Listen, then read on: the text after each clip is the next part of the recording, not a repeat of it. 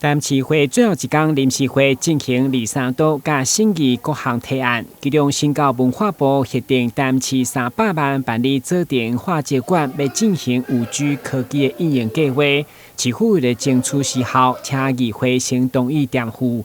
不过因为社会文化局预算，国民党团不满到目前新闻当上无依照文资处的审查顺利回到中山公园，所以阻挡预算形成政党对决，各自表态。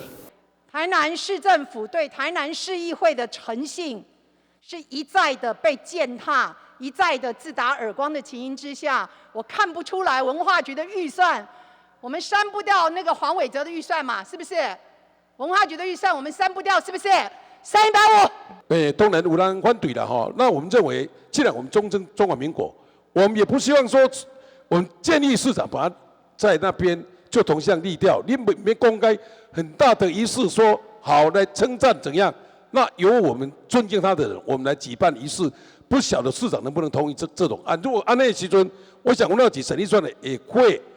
很容易通过这样子的一个经费，我想也是得来不易呀，吼，所以还是希望说可以就事论事。如果是针对博物馆有任何的异议，我们来做删减来做讨论。但是如果只是因为铜像的部分的话，是不是应该就铜像来跟文资处来深刻的讨论？没有必要在这个预算上去动。预算归预算，对不对？然后那个铜像归铜像啦，这些预算都是应该做的嘛。为什么不做？为什么不审？我下面个懂呢？之后有机会来去做一个讨论哈。那我觉得这个不要去影响地方的这个观光的发展哈，所以我是表达支持预算。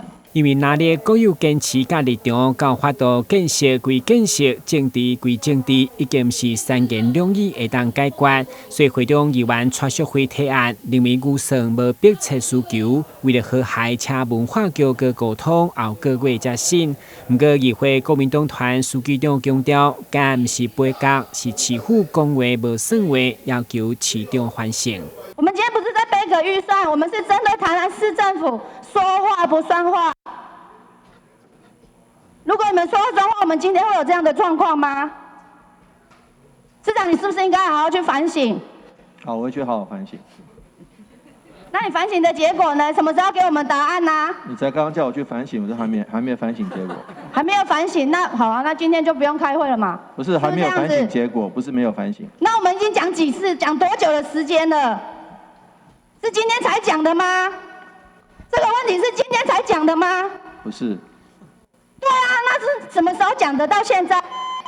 最后，主席郭信良快速决议，采取300万的经费，删除10万块，和专案结束讨论，嘛暂时停止当上的纷争。